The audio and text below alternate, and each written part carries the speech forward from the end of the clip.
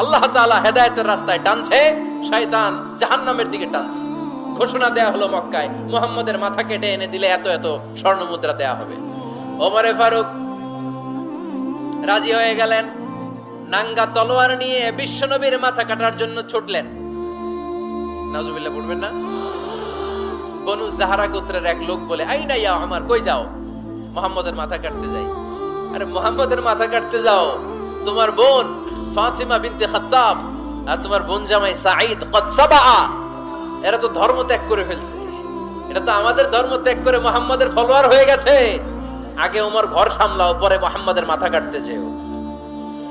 ওমর ফারুক অবাক হয়ে গেলেন, তলোয়ার নিয়ে বিশ্বনবীর দিকে না যে নিজের বাড়ির দিকে চলে গেলেন। বিশ্বনবীর আপন বোন ফাতিমা বিনতে খাত্তাব, বোন জামাই সাঈদ আর খাব্বাব রাদিয়াল্লাহু তাআলা আনহু তিনজন মিলে সূরা তাহা তেলাওয়াত করছিলেন।